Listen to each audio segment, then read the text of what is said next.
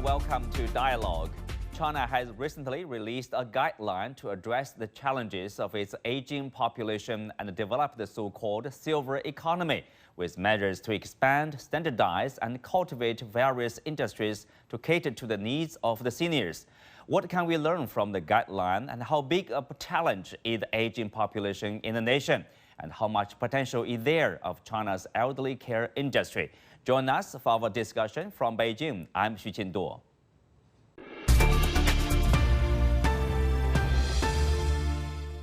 Joining us for today's show are Wang Dan, Chief Economist of Hang Seng Bank, Sayuri Shirai, Professor of Economics from Keio University, Janice Chia, Founder and Managing Director at Aging Asia, and Gustav Strandell, CEO of International Care System.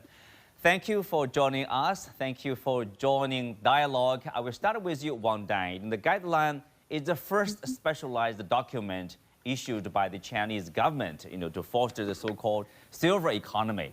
It contains, specific measures to cover different areas, from tackling urgent challenges faced by the elderly to expanding the supply of elderly care products and services, etc., and to foster industries with the potential. So what's your take of the guideline? What's the message here? Well, the guideline is quite comprehensive, and it has confronted all the difficulties in providing enough elder care in China. And what struck me most is that it has stressed the need to provide more digital assistance to the elder population. It's quite something with the Chinese characteristics, because most of Chinese elderly actually use mobile phones, and there has to be new apps that's designed specifically to help those elderly to pay their utility online or shop online, and that's something quite new. And on top of that, there's also a need to provide more services targeting especially the elderly with a disease. I think for China, there's an overcapacity in basically all the subsectors in industries, with the exception of medical care and elderly care. And there's a real need to open the market and introduce more foreign companies and foreign services that can help China to tackle this problem. Mm-hmm. Oh, Janice, you are from Aging Asia. I mean, obviously, you are very familiar with the challenge, Asia-wide. What do you make of the Chinese move to deal with this aging population challenge here? Yeah, I think it's a very forward-thinking move, and it's really looking ahead at that future of the 100-year society, because more and more people in future will be aging at home. They are also a new generation of older people. They are aging with more mobility, more balance, and better health than before. So I think we have to address some of the future needs of the population rather than just look at only the past. So I think China's move of issuing the guidelines is a very excellent and innovative way for many governments overseas as well to look at how we can tackle and overcome the challenges of the aging population. Mm-hmm. If you look at some of the fundamental, let's say, numbers, statistics, Professor Shirai, according to the Chinese government statistics, the China's population of those 60 and above was at 297 million in last year. So this is expected to grow to more than 500 million by 2050. I know, Japan has an aging society. Japan is very familiar with the issue. How do you look at these challenges for China? 500 million by 2050. How big a challenge is that? Yeah, so this is stuff in terms of population ratio. Okay? So let's say, look at the case of Japan. So right now, 1/3 of our population account for people whose age is 65 years old and above. And people whose age is 75 years old and above is 20%. That is significant. China at this moment, a bit much lower, but I think over time, this ratio is going up. Now, I like to suggest in an aging society, the biggest issue is there's a gap between life expectancy and a healthy life expectancy. For example, if we look at a Japanese woman, the life expectancy is 88 years old. But the healthy life expectancy is 75 years old. This means 13 years that people suffer from various sickness and so on. So also costly. in terms of social spending. So the biggest issue is how to shrink this gap. So maintaining elderly people's health care, so that we can reduce sickness. So that's why, healthcare industry is booming in Japan. It's about 1.5 trillion Chinese yuan, and a lot of spending for exercises. Lots of developing a nutrient and supplement. And a lot of equipment and software to maintain elderly people's thinking skill. So, industry is booming. So that I think that China, the same thing may happen. What is a key part Japan has been doing probably, and also China can learn from in taking care of their retirees, senior people? Yeah. So important thing is let them work longer. Because if just they stay home, and they may get sick easily. So government gave various incentives so that elderly people can work longer. For example, people start to get pensions. So if people are afraid if they get pension, if they work, then their pension might be reduced. So what government is doing that they try to give incentive. So if elderly people work longer, and then they postpone the receival of the pension. Then much later, the government can increase the amount of pension. So in this way, while they are working, government does not need to pay pensions. But at the same time, workers, they want to get more pension in the future. So this is a way to promote people's, incentive to work longer. Yeah, encourage people to work longer or extend this retirement age. Now we have Gustav.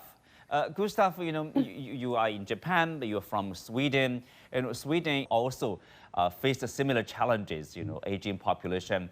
What is the key thing, your country has done right in dealing with that problem? Well, as you say, Sweden had the highest aging rate in the world until Japan surpassed us in the late 90s. But actually, Sweden became an aging society by the standards of WHO already in 1890, so 134 years ago. And it aged from that point only slowly.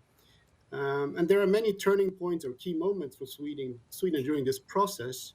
But I would like to mention one, which is, for example, a new Social Services Act that was introduced in 1982. And among other things, it explicitly stated that elderly or people with disabilities themselves should be participating in the development of services and have self-determination, and therefore actively participating in choosing and therefore also developing new services. This fostered a lot of innovation, and it also so it influenced the kind of, for example, products or services that were produced consequently. I think it's extremely important when developing new products or services for the elderly that, to keep or indeed create this connection with the elderly themselves. In marketing, this is basics, but for some reason, it's not this connection can be very vague sometimes in many countries.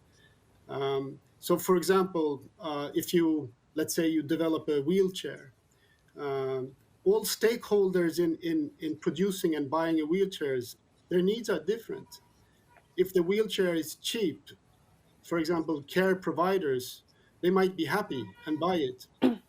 But care workers might have to pull a wheelchair and therefore will have an increased work burden. The elderly themselves, they might lose independence because of the poor quality. And because of the increased care needs, the total cost for society will also increase. So this will not create a sustainable export industry. What I'm saying is these four stakeholders, care providers, staff, elderly themselves, and society as a whole, fulfilling all these needs of these stakeholders was found comparatively quickly in Sweden. And therefore, a new industry was born. And I think Japan is going in the same way, but at a lot quicker pace. A lot quicker pace. So you are saying that Japan is doing something similar in terms of practice to what has happened in Sweden? Absolutely. I mean, until the year 2000, for example, the management of nursing homes, as a concrete example, was a monopoly, and it was only provided by one kind of government-supported organization. But no innovation happened in 50 years. But then, with the new insurance system and sort of participation by private corporations, individuals, entirely new private nursing homes, partly funded by the government, was born, and an industry was born. And suddenly you had all these consumers, the elderly themselves, willing to pay for those, for residency in those nursing homes, or paying for new services. And that wasn't the case until only 2000. Interesting development there. Wang Dan, Professor Shirai mentioned extending retirement age. Not long ago, I remember, that was a bit controversial in China. And of course, China's retirement age is probably among the nations with very early, I would say, at the stage of human development. Let's say, for men, it's they retire at the age of 60. For women, 55. For those working in the factories, it's 50 even. So is there anything that the government can do to create incentives for people to work longer?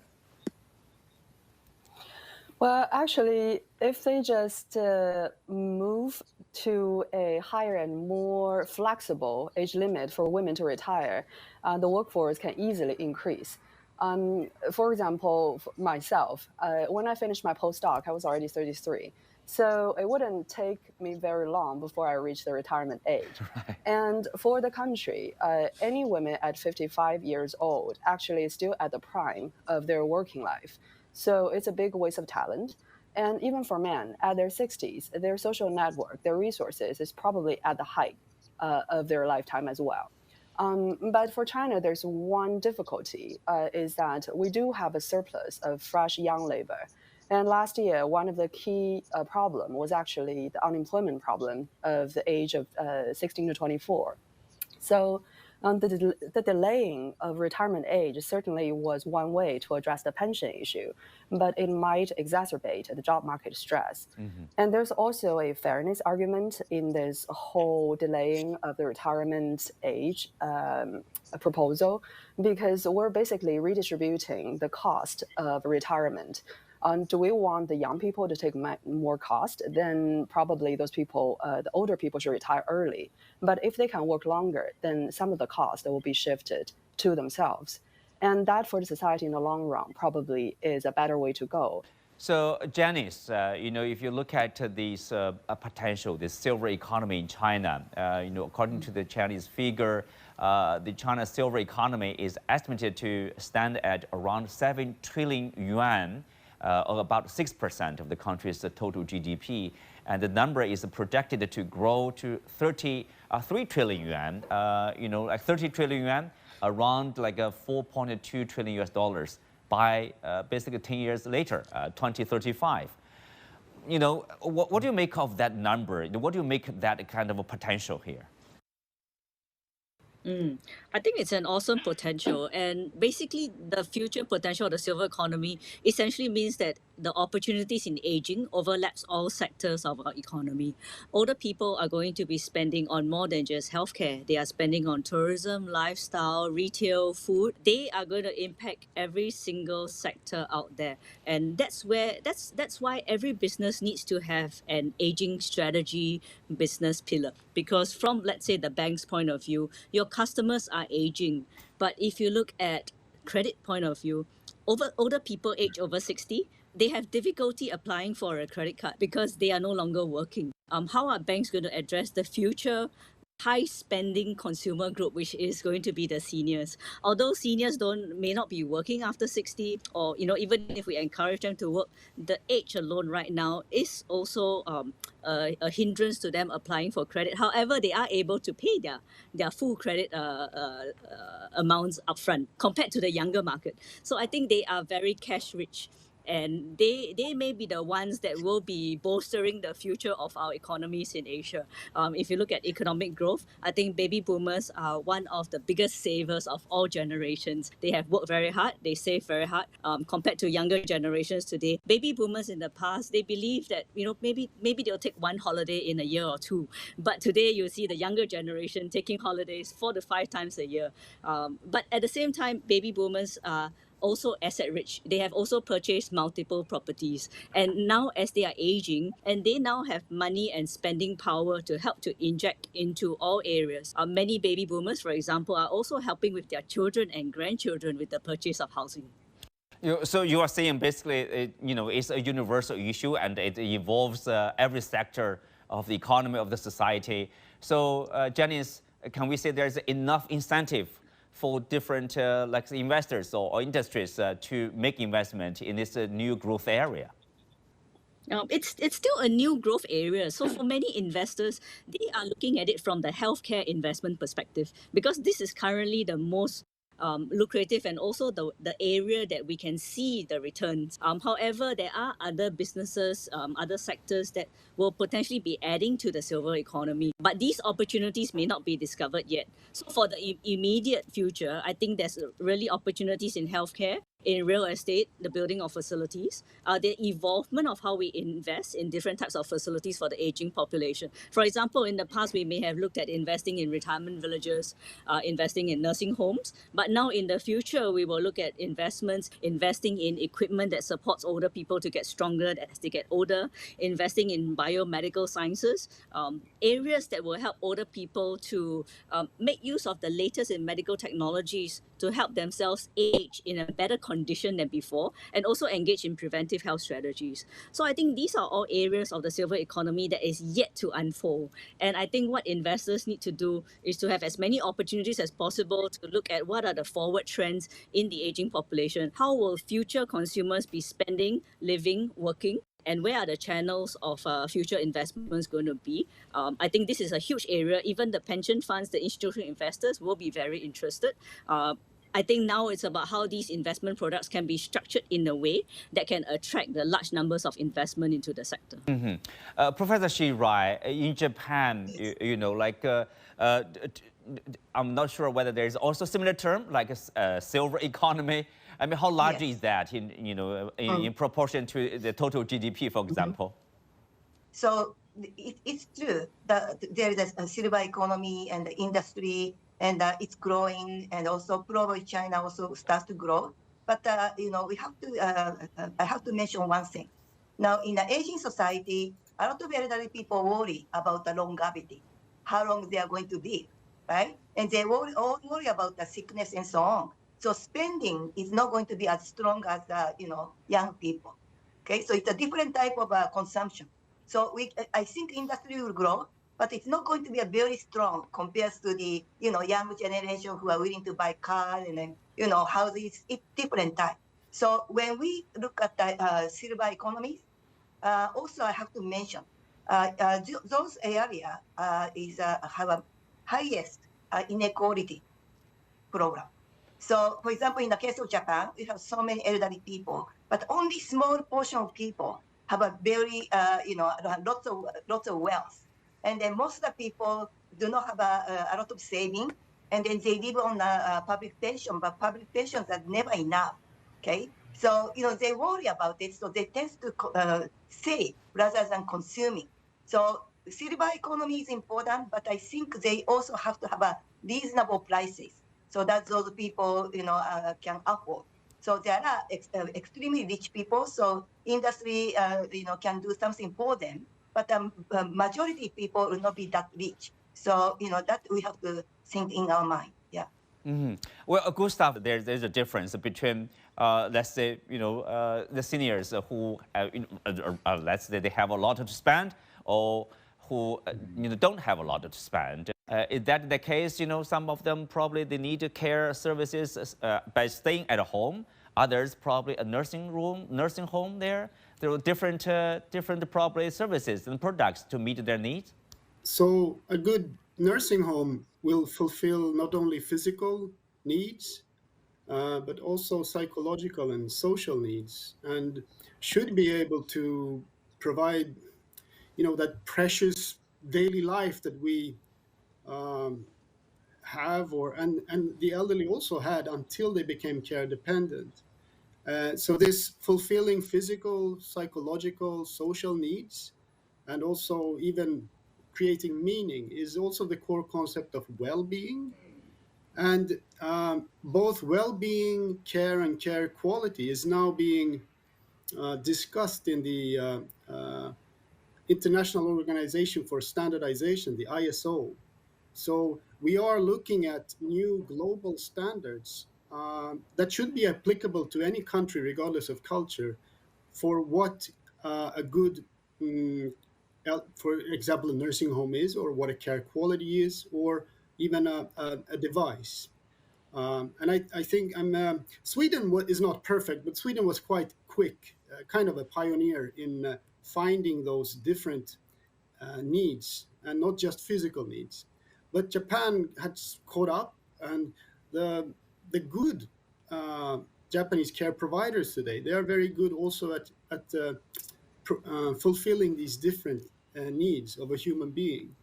The challenge, however, that it drives Japan, and was the number one challenge for me running a nursing home in Japan, was the care shortages. We mustn't forget that the care worker retention is more important than care recruiting, because if you have very low staff turnover or 100% care retention, you don't need to recruit.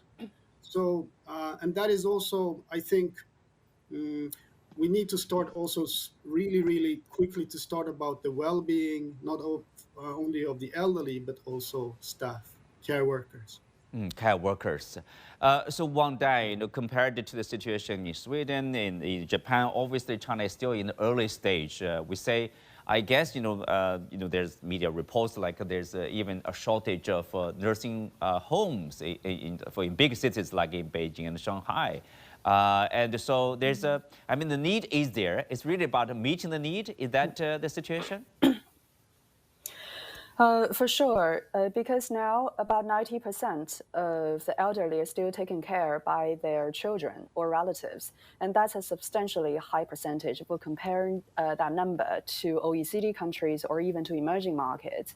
And in the future, this model may not stand anymore because to start with, usually children now work in a different city from their parents. The urban housing prices are still quite high. And given that we're in this housing downturn, the price is already lower than before, but still, it's not affordable for most Chinese families. And low-cost rental housing, initiated by, of course, the local governments in China, are a good idea. I think at some point they have to provide enough housing in this regard to help parents to relocate closer to their children. But nursing home still is irreplaceable when it comes to professional services. Now there are a home service market being created, but this process is so slow. And a lot of the workers can only do very basic things like cleaning or helping lifting up the parents to go up and down the stairs. But when it comes to medical care, it's quite insufficient. So some sort of training program must also be created, and quickly. Why the process is so slow to meet the need, market need there? Do you think it's somehow lack of awareness or lack of knowledge about taking care of this growing population here in China? It's a combination of factors. Part of it is because of lack of fiscal spending. The shortage of money has always been a big problem in the industry. But also on top of that, the design of educational system is highly skewed towards engineers and literature, and there's very little actually vocational training in regards to the medical care, especially nursing care. But there's also a social value element there. Many families consider it a shame to send their parents to stay in a nursing home, even if it's a good quality one. And to change that mentality might also take a few more years. Will take some time. Well, in the guideline, the Chinese government also calling for the more international cooperation in developing its silver economy. So Janice, if you look at, as your organization, Aging Asia, obviously we have Japan, China, Singapore, and other Asian economies. We do face, this common challenge. Do you think there's similarities, and also probably differences because of, different or unique national conditions? I think there's definitely a lot of similarities in the way all of us are trying to look at how to help older people to age in better health than before, to make sure that they can enjoy a good quality of life and a good quality of care. We are trying to attract people to work in the sector, and we're all facing the same challenges of the manpower issue too. And I think in order to foster greater international collaborations, one of the areas we can look into is the using the examples of how successful aging countries, including Sweden, including Japan, have actually developed good training programs of developing and training the care workers. These are areas which we can foster more international collaborations. Care worker is a very tireless role, and it's very challenging. So I think having clear career pathways is very important. And the development of career pathways in Japan is something that we can look towards. In terms of the other areas that we might want to explore for the aging sector, is that I think care workers could have opportunities for international internships or international practice programs. And this would greatly help to enhance the skills as well as help with retention of the care workers. Because you not only want to make sure that they are the best trained, but they are also a very happy workforce that is happy to continue working in this sector. And we are seeing a lot of caregiver fatigue after COVID. So I think it's important that we start to examine some of the job attraction strategies that we can share across different countries. In terms of international collaborations between China and other countries, I think we can also look at areas such as lifestyle services for seniors. An area I'm very interested in is also how can we make encourage the sedentary population to engage in more physical activity and exercises, because the greatest challenge of aging is cost. And if we can help to keep populations stronger and at least reduce the amount of care that they need. For example, even delaying the length of stay in a nursing home. They only move into a nursing home at a relatively late stage or even towards the end of life stage where they really need that 24-hour care. However, we need to develop other industries, including assisted living. I think assisted living communities will become a very viable option for older people in future. But as rightly pointed out earlier by Professor Shirai, also is the cost of living in these facilities and the cost of aging for many people is going to be unattainable if they were to move into these facilities too early. With that, we come to the end for today's discussion. Many thanks to our guests. You can also find us on the CGTN app on YouTube. Thank you for being with us. I'm Chinduo. See you next time.